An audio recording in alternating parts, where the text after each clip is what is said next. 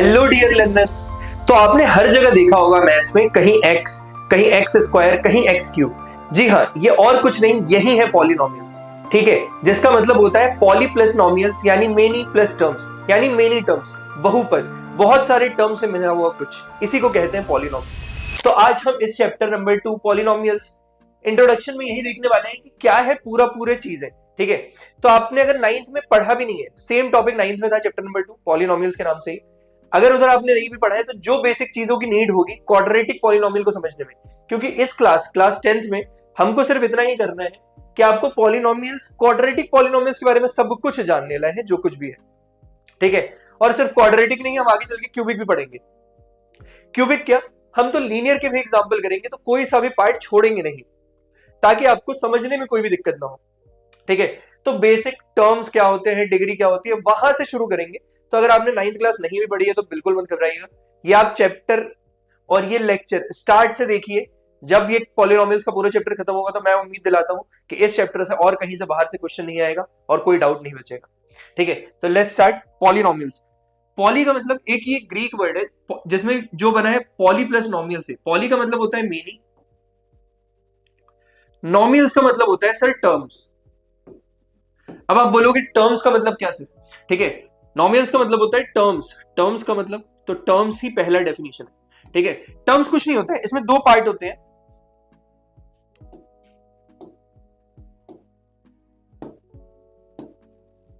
ठीक है, टर्म्स में दो पार्ट होते हैं। फॉर एग्जांपल 3x है तो इसमें दो पार्ट है, एक होता है नंबर पार्ट जिसको हम बोलते हैं कोएफिशिएंट, एक होता है आपका नंबर पार्ट जिसको हम क्या बोलते हैं, कोएफिशिएंट, कोएफिशिएंट, और एक होता है वेरिएबल, एक होता है वेरिएबल। वेरिएबल का मतलब क्या, हु वेरीज, हु वेरीज मतलब जो फिक्स नहीं है। फिक्स नहीं है का क्या मतलब, आज एक्स है, वाई है, जेड है, ए बी सी डी कुछ भी हो सकता है, यू वी कुछ भी हो सकता है ये। ठीक है, यू वी कुछ भी हो सकता है ये।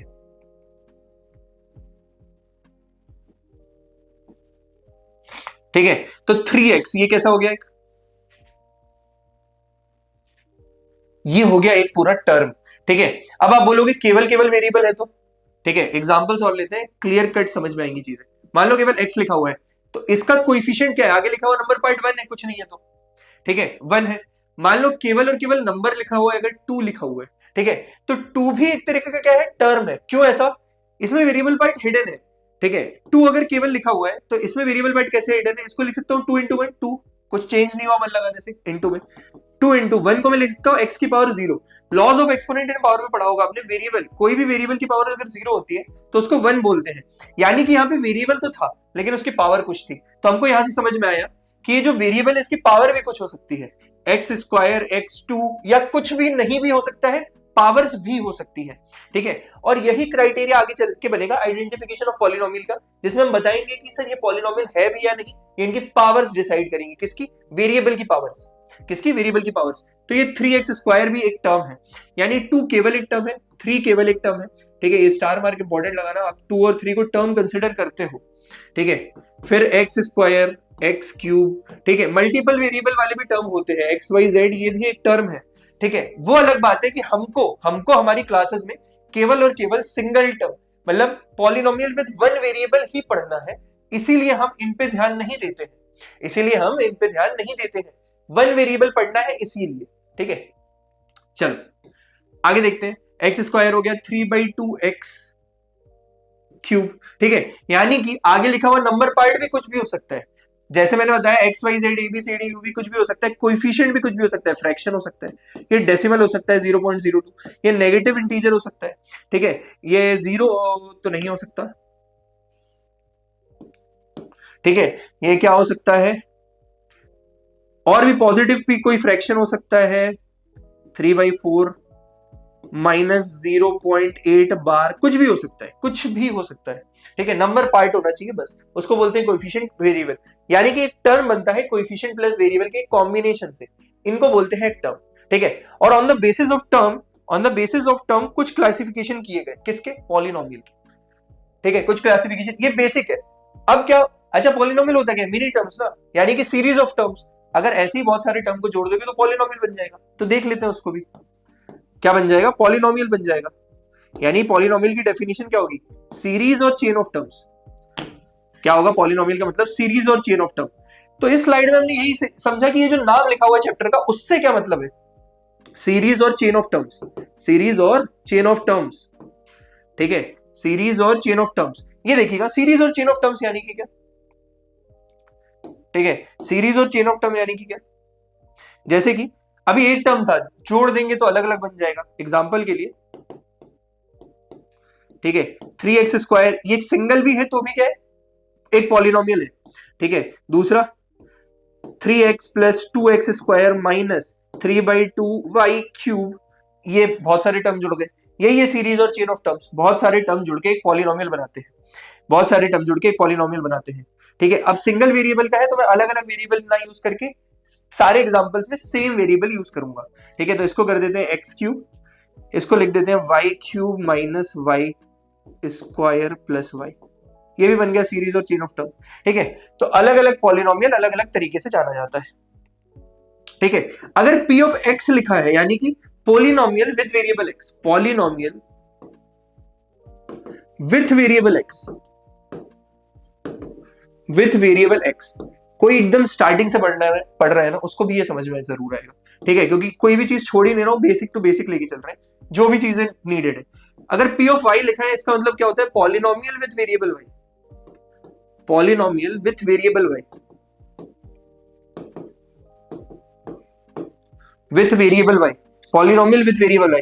यानी कि इस 3x² को क्या मैं p ऑफ x लिख सकता हूं, yes sir, polynomial with variable x। इसको भी p ऑफ x लिख सकता हूं, यस सर। ठीक है, तो क्वेश्चन में ये देगा, तो हर एक नोटेशन का मैथ्स में मतलब होता है जो आपको समझना जरूरी है। ठीक है, ये क्या हो गया, पॉलिनोमियल विथ वेरिएबल y, तो p of y equal to, ऐसे करके बना एक पॉलिनोमियल। ठीक है, तो मैंने देखा एक टर्म आ रहा है, दो टर्म आ रहे हैं, तीन टर्म आ रहे हैं अलग अलग, तो इनके classification on the basis of term हो गए, इनकी classification on the basis of terms हो गए। जैसे कि, ठीक है, on the basis of terms, on the basis of terms तीन क्लासिफिकेशन हुए ब्रॉडली। ठीक है, मोनोमियल। ठीक है, जैसे हम आज मॉडर्न मैथमेटिक्स में ONE1 पढ़ते हैं, इसको ऐसा क्यों बोला गया पता है, इसको ऐसा इसलिए बोला गया ताकि यूनिवर्सली पूरे जगह पे वन को, मैं यहां पे वन पढ़ रहा हूं, अमेरिका, पाकिस्तान, नेपाल, कहीं पे भी मैं क्या पढ़ूं, वन ही पढ़ूं। ठीक है, इसलिए मॉडर्न मैथमेटिक्स ने बोला एक नोमेनक्लेचर होना चाहिए। तो कुछ कारण रहा होगा, हाँ सर, कारण ये था अलग अलग जगह पे अलग अलग नोमेनक्लेचर थे। तो जो ग्रीक मैथमेटिशियन थे, जहां से पूरी ज्योमेट्री वगैरह आया, ठीक है, पिरामिड से शुरुआत हुई, यूलर्स आए, फिर यूलर्स के पहले और, ठीक है, फादर ऑफ एल्जेब्रा बोला जाता है।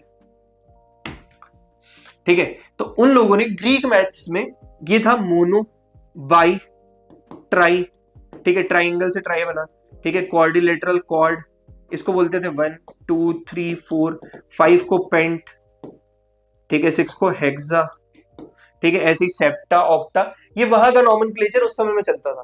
ठीक है, यहीं से पूरे शेप्स वगैरह आए। ठीक है, यूलर्स बोल रहा था, यूलर्स तो थे ग्रीक मैथमेटिशियन, यूक्लिड्स थे। ठीक है, यूक्लिड्स थे, अलेक्जेंड्रिया द ग्रेट को बोला जाता है फादर ऑफ एल्जेब्रा। ठीक है, उनके स्टूडेंट रहे थे यूक्लिड्स, उनने फिर ज्योमेट्री की खोज कर दी। ठीक है, पिरामिड को देखते देखते उनको ख्याल आया कि हर चीज का एक शेप होना चाहिए। ठीक है, वहां से फिर पूरी ज्योमेट्री बन गई। ठीक है, 1 2 3। अब ध्यान से देखना, on the basis of term तीन क्लासिफिकेशन हुए, on the basis of term तीन क्लासिफिकेशन हुए, मोनोमियल, मोनोमियल, मोनो मतलब एक, नॉमियल मतलब अभी बताया था टर्म। ठीक है, बाई नॉमियल, नॉमियल मतलब टर्म, बाई मतलब दो। ठीक है, ट्राई मतलब तीन, नॉमियल मतलब टर्म। ठीक है, तो एक टर्म से बनने वाला पॉलिनोमियल, एक टर्म से बनने वाला पॉलिनोमियल को क्या बोलते हैं, monomial. Polynomial having one term, having one term, polynomial having two terms, polynomial having three terms. ठीक है, एग्जांपल लोगे तो समझ जाओगे। ठीक है, एक टर्म यानी कुछ भी हो सकता है, केवल एक्स भी हो सकता है। दो टर्म यानी कि 3/2x² minus 2x minus 2/3x, दो टर्म हो गए, दो टर्म, पहला ये टर्म, दूसरा ये टर्म। ठीक है, अब जो दूसरा टर्म है मैं विथ साइन लेता हूं। ठीक है, अभी कोएफिशिएंट के बारे में बताता हूं, तब आपको और क्लियर हो जाएगा। ठीक है, फिर क्या हो गया, तीन term 3x³ plus 2x² minus 3/2x, ठीक है, 3/2x, ठीक है। तो ये तीन टर्म होंगे 3x³ plus 2x² minus 3/2x, तीन टर्म वालों को बोलते हैं ट्राइनोमियल, ठीक है। तो on the basis of terms आपको ये नाम याद रखने थे कि इसको ये बोलते हैं, ठीक है। दूसरा समझो थोड़ा कोएफिशिएंट्स के बारे में, कोएफिशिएंट्स के बारे में, ठीक है, कोएफिशिएंट्स के बारे में, ठीक है। मान लो एक पॉलिनोमियल विद वेरिएबल x लिखा मैंने, x² प्लस 2/3x माइनस 4/7, ठीक है। यहां पर x², कोएफिशिएंट ऑफ x² क्या है, कोएफिशिएंट ऑफ x² इस पॉलिनोमियल में कोई मुझसे पूछेगा तो x² के आगे लिखा हुआ, जस्ट आगे लिखा हुआ number part with sign report करूंगा, प्लस का 1, ठीक है। अगर कोएफिशिएंट ऑफ x³ पूछेगा, कोएफिशिएंट ऑफ x³ पूछेगा तो x³ वाला क्योंकि टर्म ही नहीं है यहां पे, x³ वाला कोई टर्म ही नहीं है यहां पे, इसीलिए ये हो जाएगा x³ वाला, क्योंकि कोई टर्म ही नहीं है यहां पे, ये क्या हो जाएगा, जीरो हो जाएगा सर, ठीक है। टर्म ही नहीं है इसलिए इसका कोएफिशिएंट क्या है, जीरो है। मतलब यहां पे कहीं 0 × x³ भी लिखा होगा, मान के चलते हैं 0 × x³, जीरो के साथ मल्टीप्लाई होने पे कुछ रहा ही नहीं है, तो हर किसी का जीरो मान के चलेंगे जो टर्म नहीं दिख रहा है मुझे, ठीक है। कोएफिशिएंट ऑफ x पूछा मेरे से, तो आगे लिखा हुआ number part with sign, plus का 2/3, ठीक है। और जो बच जाता है उसको कांस्टेंट टर्म बोलते हैं, तो कांस्टेंट टर्म जिसमें कोई वेरिएबल दिखता नहीं है लेकिन वो एक टर्म तो है, तो constant term with sign minus 4/7, ठीक है। यहाँ पे माइनस 2/3 होता मैं माइनस लेता, यहाँ पे माइनस 2/3, मान लो ये हो गया माइनस x⁴, ठीक है। तो अगर कोएफिशिएंट ऑफ x⁴ कोई बोलेगा, कोएफिशिएंट ऑफ x⁴ कोई बोलेगा तो मैं लिखूंगा माइनस का 1, क्या लिखूंगा, माइनस का 1। तो मुझे ये तो कट टू कट क्लियर हो गया सर कि कोएफिशिएंट्स क्या होते हैं, ठीक है, आपको इतना ही जानना था, ठीक है। तो टर्म्स, सिंगल टर्म होगा मोनोमियल, दो टर्म होंगे बाइनोमियल, तीन टर्म होंगे ट्राइनोमियल, कोएफिशिएंट्स लिखना आ गया, ये सब आप पढ़ चुके हो, फिर भी मैं रिवाइज करा रहा हूं ताकि कोई चीज ना छूटे, एक एक डॉट से लेके, ठीक है। टर्म मेरे को पता ही था, कोएफिशिएंट रहेंगे, वेरिएबल्स रहेंगे, ठीक है। टर्म के हिसाब से क्लासिफिकेशन पता चल गया मुझे, ठीक है। पॉलिनोमियल क्या होता है, सीरीज और चेन ऑफ टर्म, ठीक है। पी ऑफ एक्स लिखा है मैंने, पॉलिनोमियल विद वेरिएबल एक्स लिखा है, पी ऑफ आई लिखा है, पॉलिनोमियल विद वेरिएबल वाई लिखा है। आपको केवल और केवल वन वेरिएबल ही पढ़ना है, आपको केवल और केवल पॉलिनोमियल विथ वन वेरिएबल ही ज्यादा देखने को मिलेगा, विथ वन वेरिएबल ही ज्यादा देखने को मिलेगा, इसलिए वही पढ़ रहे हैं, ठीक है। अब आ जाओ नेक्स्ट पे, ठीक है। डिग्री ऑफ पॉलिनोमियल, पहला तो आपको समझ में आ गया टर्म्स के हिसाब से क्लासिफिकेशन, दूसरा होता है डिग्री, तो डिग्री को समझना जरूरी है। सर डिग्री क्या होती है, highest power of variable in polynomial, degree मतलब highest power of variable in polynomial, highest power of variable, बस इतना याद रखो, डिग्री सुनते ही हाईएस्ट पावर ऑफ वेरिएबल याद आना चाहिए। कोई से भी बड़े से बड़ा पॉलिनोमियल दिया हो, एग्जाम्पल के लिए पॉलिनोमियल विथ वेरिएबल टी दिया हो, एग्जाम्पल के लिए पॉलिनोमियल विथ वेरिएबल टी दिया हो, इसका मतलब क्या, t⁴ minus 3/2t³ plus t² minus 2t, ठीक है। ये t में दिया हुआ है, इसमें वेरिएबल की हाईएस्ट पावर क्या है, वेरिएबल क्या है, t की हाईएस्ट पावर क्या है 4, तो इसकी डिग्री इक्वल टू 4 हो जाएगी, डिग्री इक्वल टू 4 हो जाएगी, ठीक है। और डिग्री के बराबर ही रूट होते हैं, ये जब रूट पढ़ाऊंगा तो बताऊंगा, ठीक है। मतलब इसके 4 रूट होंगे, अगर डिग्री 4 है तो 4 रूट होंगे, अभी आगे वापस रिपीट करेंगे, ठीक है। और एग्जांपल ले लो, मान लो कोई और बड़ा polynomial p of x, x⁴ 101 minus 2x⁴ 302 minus 3/2 x⁴ 1008, ठीक है। तो इसमें मुझे दिख रहा है वेरिएबल क्या है, x है, आगे लिखा हुआ नंबर से कोई मतलब ही नहीं है, x की हाईएस्ट पावर डिग्री कहलाती है, इसकी डिग्री हो जाएगी 1008, 1008, ठीक है। तो आपको ये पता चल गया, ठीक है, कि डिग्री हो गई 108, तो हाईएस्ट पावर ऑफ वेरिएबल को ही डिग्री बोलते हैं, डिग्री की जितनी भी हाईएस्ट पावर रहेगी वही कहलाएगी क्या, डिग्री। तो on the basis of degree,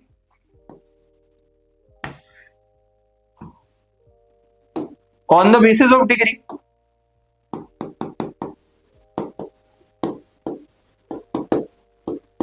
on the basis of degree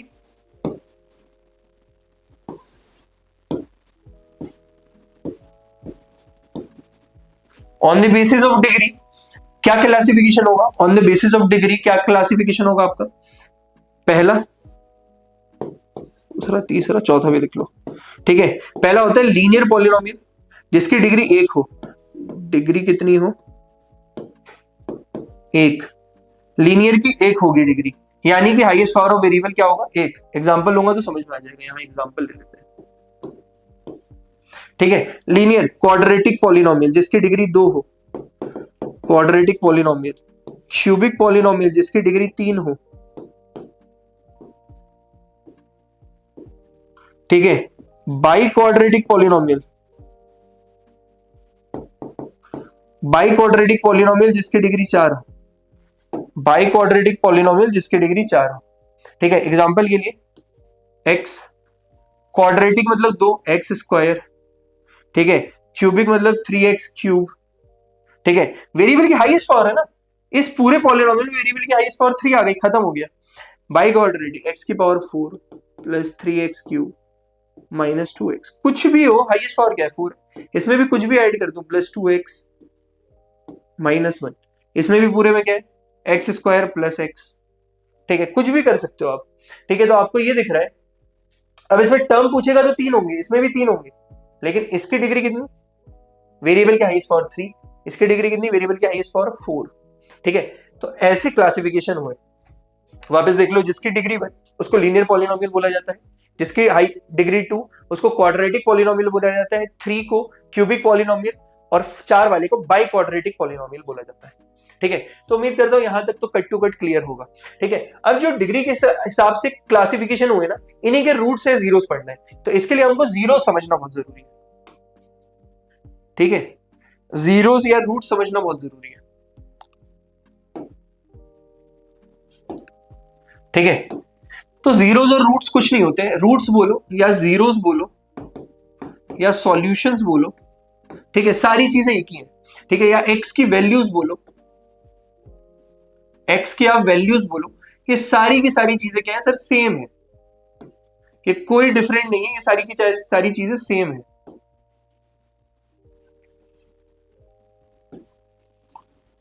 ठीक है। रूट्स बोलो, सॉल्यूशन बोलो या एक्स की वैल्यूज बोलो, रूट्स बोलो, सॉल्यूशन बोलो या एक्स की वैल्यूज बोलो, जीरोस या रूट्स ऑफ पॉलिनोमियल्स हैं,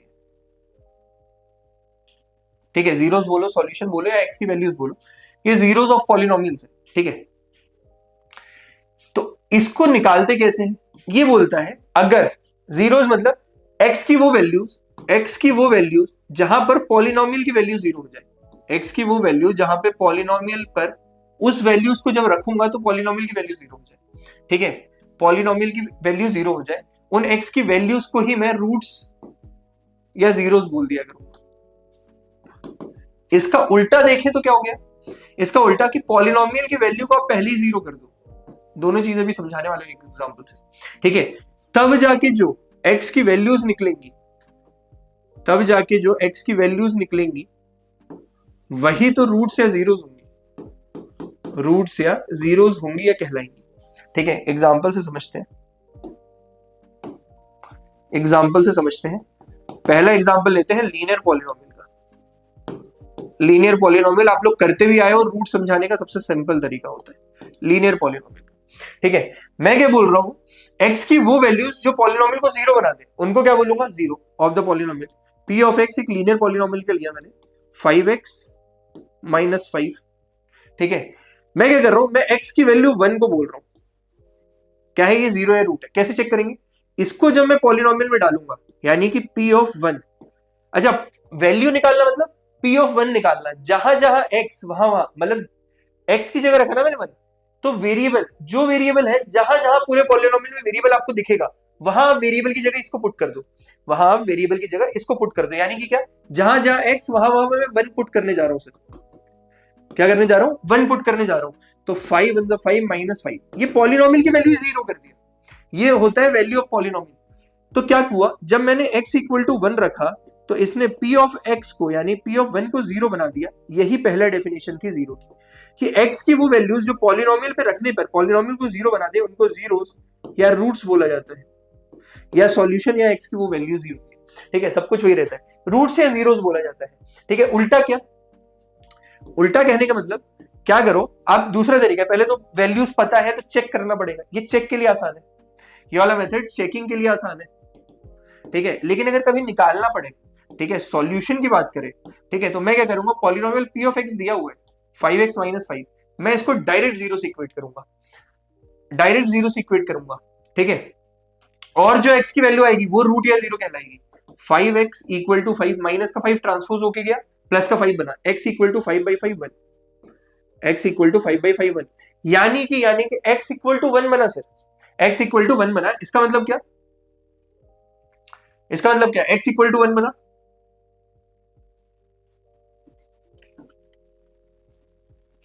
ठीक है, x इक्वल टू 1 बना, यानी कि यही अब जीरो या रूट कहलाएगा, यही जीरो या रूट कहलाएगा, ठीक है। यानी कि पॉलिनोमियल को आप पहले ही जीरो कर दो तो जो वैल्यू आएगी वो रूट या जीरो ही तो कहलाएगी, तो जो वैल्यू आएगी वो रूट या जीरो ही तो कहलाएगी।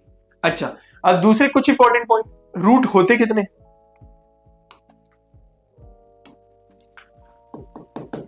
रूट्स उतने ही होंगे जितनी किसी भी पॉलिनोमियल की डिग्री होगी, रूट्स बराबर डिग्री, यानी कि अगर मैं रूट से जीरोस की बात करूं, रूट से जीरोस की बात करूं तो लीनियर का 1 होता है, ठीक है, क्वाड्रेटिक का 2 होता है, क्यूबिक का 3 होता है, ठीक है। लीनियर हम पता कर चुके, डायरेक्ट जीरो से इक्वेट करो, एक ही वैल्यू आएगी तो हो गया ये काम, तो ठीक है। अब जो हम पढ़ेंगे वो एक क्वाड्रेटिक को पूरे अच्छे से डील करेंगे और क्यूबिक को पूरे अच्छे से डील करेंगे, क्वाड्रेटिक को पूरे अच्छे से डील करेंगे और क्यूबिक को पूरे अच्छे से डील करेंगे,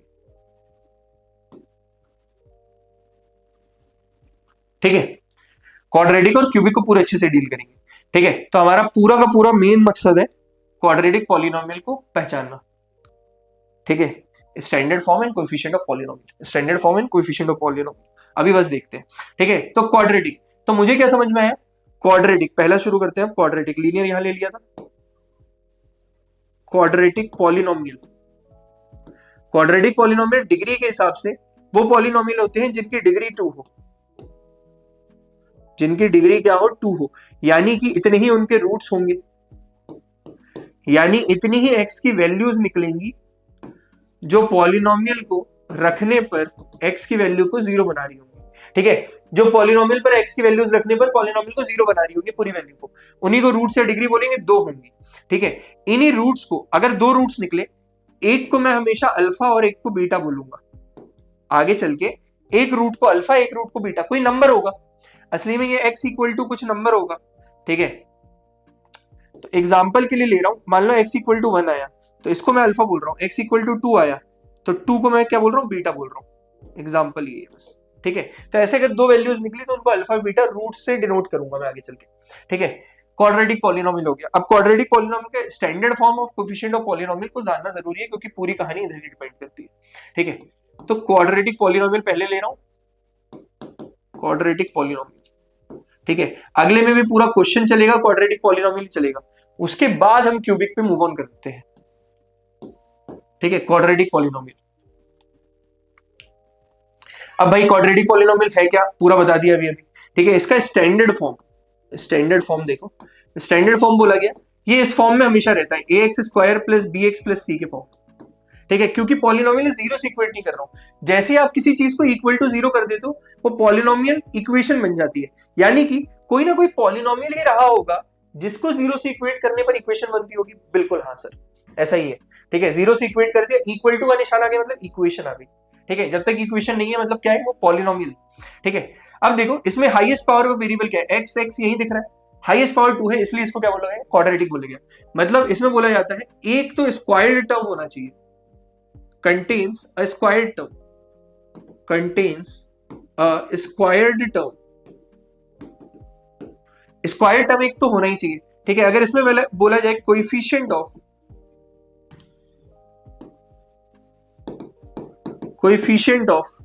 एक्स स्क्वायर क्या होगा, इसको मैं बोलूंगा a, ठीक है। ये स्टैंडर्ड है, a मतलब a, ठीक है। कोएफिशिएंट ऑफ, ये भी 4th चैप्टर में भी काम आने वाले, इसको इसलिए यहीं पे पूरा समझाते चल रहा हूं कि अब इससे ज्यादा कुछ और बचेगा नहीं, बहुत फालतू चीज है, आपको पता भी है पहले से, फिर भी एक बार सुनना जरूरी है, ठीक है।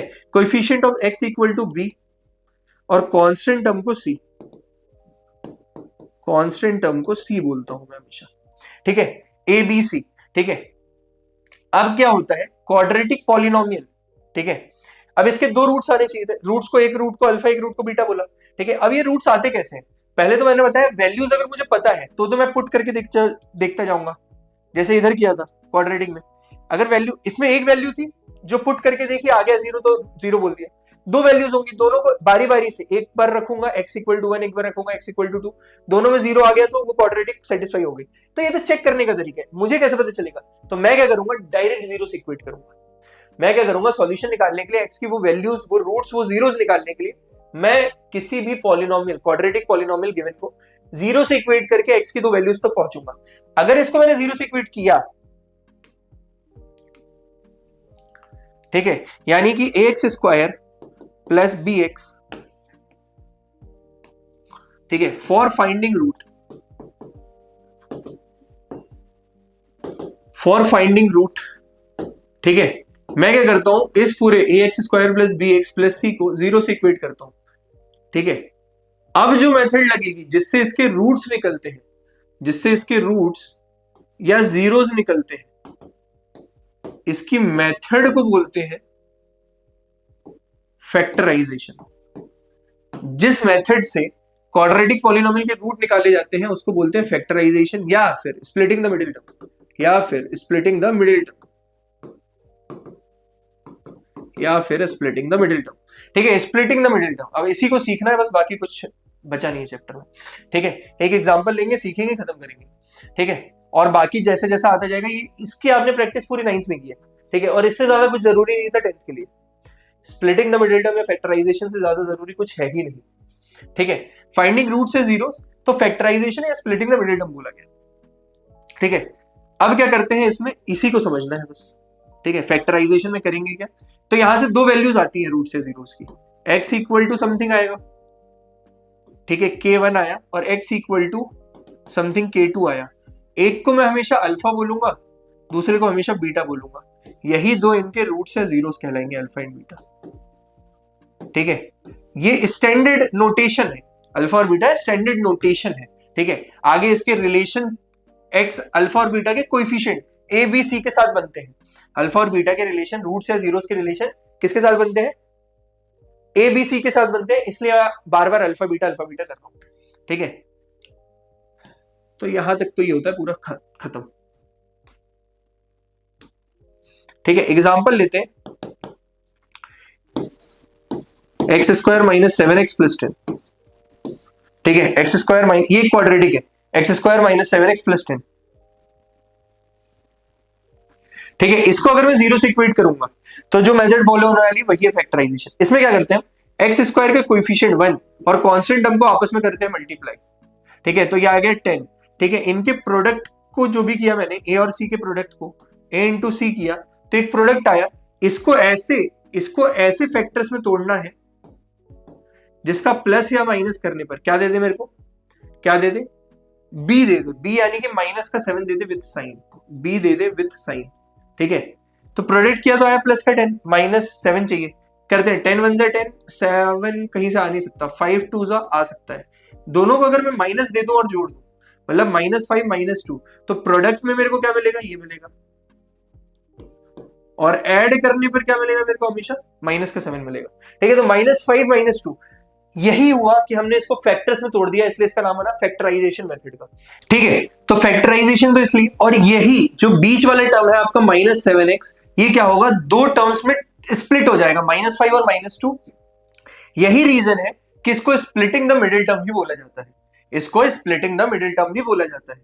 तो मैं क्या कर रहा हूं, x square minus 5x minus 2x plus का 10 इक्वल टू 0, ठीक है। अब दो टर्म में से कॉमन लेंगे, ठीक है, इसमें से कॉमन लिया x माइनस 5 माइनस का 2x माइनस 5 इक्वल टू 0, ठीक है। ये बचेगा x minus 2 x minus 5 equal to 0, ठीक है। अब x माइनस 2, अब ध्यान से देखना, आप जीरो से इक्वेट क्यों करते हैं इसकी भी कहानी सुनो, कॉन्सेप्ट पता होना चाहिए मैथ्स में, ठीक है। अब देखो दो टर्म है, प्रोडक्ट में है, किसी भी दो टर्म का प्रोडक्ट तभी जीरो हो सकता है, चाहे वो नेगेटिव हो पॉजिटिव हो कुछ भी हो, ठीक है। यहाँ पे -7 लिखा है, इनटू में कुछ भी है, इनटू करके कुछ भी है, एक तरफ तो जीरो होना ही चाहिए, तभी इसका प्रोडक्ट जीरो होगा। अगर दोनों पॉजिटिव या नेगेटिव हो गए, दोनों पॉजिटिव पॉजिटिव हो गए, कभी भी आपको प्रोडक्ट जीरो नहीं मिल पाएगा। तो एक जगह जीरो होना चाहिए। अब मुझे नहीं पता ये जीरो की ये जीरो, तो मैं क्या करूंगा, दोनों को बारी बारी से एक बार जीरो इक्वेट करके देखता हूं, यहीं से इसके रूट आ जाते हैं। ठीक है, तो x minus two equal to zero, चाहे तो ये होगा या फिर ये होगा। ठीक है, तो x इक्वल टू यहां से आया ट्रांसपोज के प्लस का 2, x इक्वल टू प्लस का 5, x इक्वल टू प्लस का 5।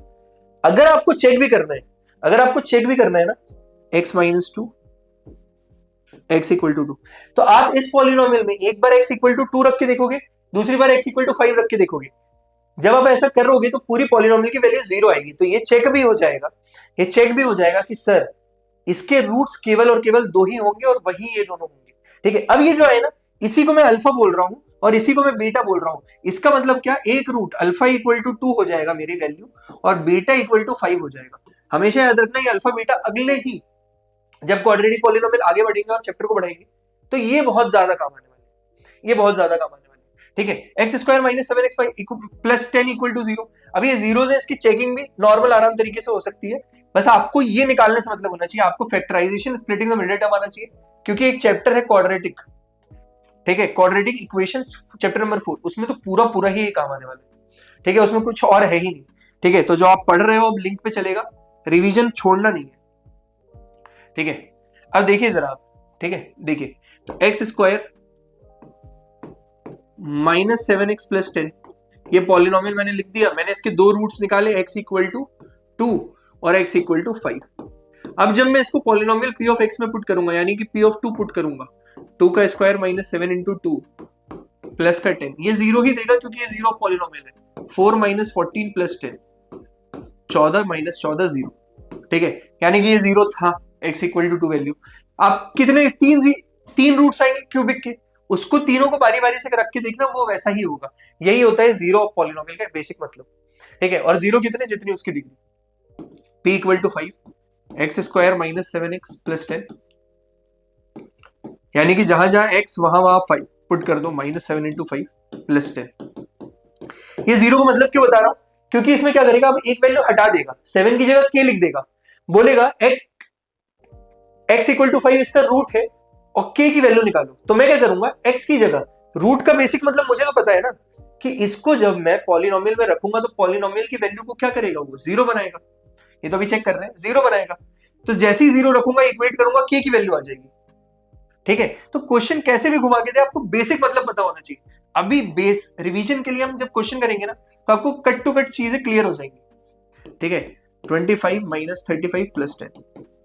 ठीक है, 25 प्लस 10 35, माइनस का 35 इक्वल टू 0। ठीक है, तो ये रूट्स चेक होते हैं ऐसे। ठीक है, इसका मतलब क्या, जो वैल्यू दी है अगर वो रूट है तो पॉलिनोमियल पे रखने पर पॉलिनोमियल की वैल्यू को वो जीरो बना रही होगी, पॉलिनोमियल की वैल्यू को वो क्या कर रही होगी, जीरो बना रही होगी। ठीक है, तो उम्मीद करता हूं यहां तक पूरे पूरे कॉन्सेप्ट क्लियर होंगे। ठीक है, क्वाड्रेटिक कि कितने रूट क्या होते हैं, ग्राफ पे जब रिप्रेजेंट करेंगे तो वहीं के वहीं बता दूंगा मैं आपको। ठीक है, तो उम्मीद करता हूं ये सारी चीजें पूरी पूरी तरीके से क्लियर होंगी। चलिए आ जाओ क्वेश्चन पे। ठीक है, क्वेश्चन देखना। पहला क्या पूछ रहा है, बेसिक अंडरस्टैंडिंग, जो भी पढ़ाया है वो समझ में आया कि नहीं आया सर।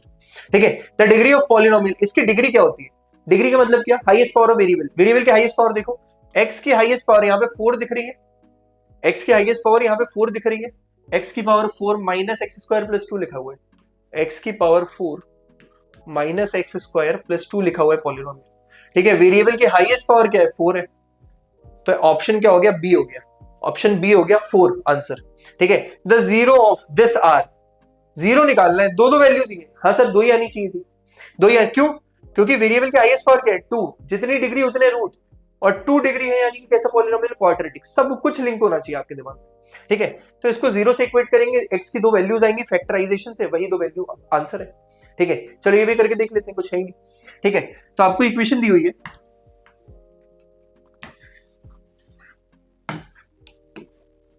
ठीक है, आपको इक्वेशन दी हुई है X square minus 2x minus 8। ठीक है, तो एक्स स्क्वायर का कोएफिशिएंट और कांस्टेंट टर्म का मल्टीप्लिकेशन माइनस 8 दे रहा है मुझे। ठीक है, इसके ऐसे फैक्टर्स जिसका प्लस माइनस क्या दे दे मुझे, बी दे दे, माइनस 2 दे दे। ठीक है, तो 4 2 8 होता है, ठीक है, अब ऐसा क्या करूं कि -2 आ जाए, ठीक है, तो -4 + 2 करूंगा तो -2 आएगा, यही दो फैक्टर बन जाएंगे, x² -4x + 2x -8। अब दो टर्म में से कॉमन ले लो, x -4 + 2x -4, x + 2x -4 equal to 0। 0 से इक्वेट क्यों करना है, क्योंकि 0 ही तो चाहिए। x + 2 = 0, x की वैल्यू आई यहां से -2 और x -4 = 0, x की वैल्यू आई यहां से +4। ठीक है, तो 4 और -2, 4 और -2, ऑप्शन नंबर बी दिख रहा है मुझे, बी को टिक कर दिया, 4 और -2। ठीक है, तो उम्मीद करता हूं ये पूरा आपको क्लियर होगा। आगे बढ़ते हैं, आगे बढ़ते हैं, कुछ नहीं करना है, फैक्टराइजेशन तगड़ा है, 0 निकाल दोगे। ठीक है, और यही वाले क्वेश्चन यही एमसीक्यू में आ जाते हैं आपके, यही आपके पूरे एमसीक्यू में आ जाते हैं। चलिए देखिए, if p of x is a polynomial of degree 1 and p equal to 0, p of x is polynomial of degree 1 and p equal to 0, then a is said to be। अगर p of x polynomial of degree 1 है, polynomial of degree 1 है यानी कि कैसा polynomial है, linear polynomial है, और p equal to 0 कर रहे हैं। If p of x is a polynomial of degree 1 and p equal to 0, then a is said to be। a रखने पर, देखो polynomial में a रखने पर polynomial की वैल्यू को 0 कर रहा है, तो a को क्या बोलूंगा मैं, इसी को तो 0 बोलूंगा, 0 या रूट बोलूंगा। ठीक है, 0 या root of p of x बोलूंगा, तो zeros of p of x, 0 of p of x। ठीक है, ये यहां तक क्लियर होना चाहिए कट टू कट। उम्मीद करता हूं ये समझ में आया होगा। चलिए आगे बढ़ते हैं, देखना जरा। A polynomial of degree n has, a polynomial of degree n has eight most n zeros, ज्यादा से ज्यादा n जीरोस। ये तो सिंपल क्वेश्चन था। देखो जितनी डिग्री होती है उतने होते हैं जीरोस। ठीक है, एटलीस्ट कम से कम n जीरो होंगे, ज्यादा हो सकते नहीं, ज्यादा max to max n zeros होंगे, उससे ज्यादा नहीं हो सकते। तो एट मोस्ट n जीरोस, थोड़ा क्वेश्चन को घुमाया गया लेकिन आपको बेसिक अंडरस्टैंडिंग जीरोस की क्लियर है, तो क्वेश्चन हो जाएगा सर। ठीक है, उम्मीद करता हूं ये भी पूरा क्लियर होगा। आगे बढ़ते हैं। The number of polynomial having zeros as -2 5, -2 और +5 अगर 0 है तो नंबर ऑफ पॉलिनोमियल्स ऐसे कितने हैं, कितने भी हो सकते हैं, इनफाइनाइट हो सकते हैं, कितने भी पॉलिनोमियल के ये दो रूट हो सकते हैं। हो सकता है वो क्यूबिक हो सकता है बहुत 100 डिग्री वाला पॉलिनोमियल हो, उसके किसी में दो रूट ही होने चाहिए। The number of polynomial having zeros as इतना इतना, जीरोस ये होने चाहिए। ठीक है, आगे बढ़ो, क्या बोल रहे हैं, x² -2x + 1, x² -2x + 1 is a polynomial इन कैसा, ये सिंगल वेरिएबल है, x के अलावा कुछ और दिख रहा है, नहीं दिख रहा है, इन वन वेरिएबल, और वन वेरिएबल ही आपको पढ़ना है, वन वेरिएबल ही आपको पढ़ना है। ठीक है, तो टर्म और डिग्री बहुत बता दिया, वेरिएबल भी देख लो, 2 वेरिएबल होते हैं, 3 वेरिएबल होते हैं, बहुत सारे होते हैं। आपको अभी तक 10th तक मैथ्स आगे कंटिन्यू करोगे भी तो भी सिंगल वेरिएबल में ही देखने को मिलेगा। ठीक है, अगला क्या पूछा है, अगला देखते हैं question. A binomial of degree 20 in the following is, binomial of degree 20, दो चीजें बोलिए, एक तो बाइनोमियल मतलब टर्म कितने होने चाहिए, दो, एक टर्म, दो टर्म, दो टर्म, दो टर्म, सब में दो टर्म है, सब में क्या है आपके दो ही टर्म है। ठीक है, सब में आपके क्या है, दो ही टर्म है। ठीक है, तो सब में अगर दो टर्म है तो ये तो चेक हो गया कि सब में दो टर्म है, सब में दो टर्म है, ये तो चेक हो गया। ठीक है, अब डिग्री कितनी होनी चाहिए, 20, मतलब वेरिएबल के हाईएस्ट पावर 20। ये आगे लिखा है कोएफिशिएंट है, नहीं होगा। ठीक है, ये x/20 लिखा है मतलब 1/20 कोएफिशिएंट नहीं होगा, x की पावर 20 चाहिए, उतनी डिग्री होती है। ठीक है, x + 20, x की पावर 20 + 1, x की power 20 + 1 is the correct answer. ठीक है, तो उम्मीद करता हूं ये भी समझ में आया होगा। The value of f of x ये दिया हुआ है when x = -1, the value of f of x when x = -1 is, ठीक है, इज, देखना जरा ध्यान से, value of f of x अगर -1 रख दो पूरे पॉलिनोमियल में तो इस पॉलिनोमियल की वैल्यू क्या होगी। ठीक है, तो f of -1 निकालने जा रहा हूं। ठीक है, तो जहां जहां x, पहले तो f of x क्या है, f of x दिया हुआ है मुझे 5x - 4x² + 3। ठीक है, जहां जहां x वहां वहां -1 पुट करना है, जो भी वैल्यू आएगी वही आंसर कहलाएगी। 5 × -1 -4 × -1 का स्क्वायर + 3, -1 का स्क्वायर +1, +1 × 4 4, माइनस का 4 है, +3 है, 5 × 5 -5। ठीक है, -4 -5 -9 + 3, माइनस का 6 आंसर आना चाहिए, पॉलिनोमियल का -6 आंसर आना चाहिए, और -6 ऑप्शन नंबर सी है, which is the correct answer. Which is the correct answer. ठीक है, तो क्वेश्चन सिंपल रहेंगे, बस आपको कॉन्सेप्ट पे टिके रहना है और आंसर आ जाएगा। बस आपको कॉन्सेप्ट पे टिके रहना है और आंसर आ जाएगा। ठीक है, ठीक है। एक लास्ट चीज और बताना चाहते हैं। ठीक है, देखो पॉलिनोमियल है या नहीं, वेरिएबल की हाईएस्ट पावर तो डिग्री कहलाती है, लेकिन वेरिएबल की पावर, जो वेरिएबल की पावर है वो हमेशा होल नंबर में होनी चाहिए। अगर होल नंबर के अलावा मतलब 1 2 3 इसके अलावा कुछ भी और है, इसके अलावा कुछ भी और है, तो फिर हम उसको बोलते हैं कि सर वो पॉलिनोमियल है नहीं। ठीक है, पॉलिनोमियल है नहीं, ये इसको बोलते हैं आइडेंटिफिकेशन ऑफ पॉलिनोमियल। ये मैं कोशिश करूंगा जस्ट इसके नेक्स्ट वाले लेक्चर में इस एक टॉपिक को जरूर कवर करें। ठीक है, इस एक टॉपिक को और जरूर कवर करके ये पॉलिनोमियल का बेसिक पूरा हो जाएगा। ठीक है, बेसिक पूरा हो जाएगा।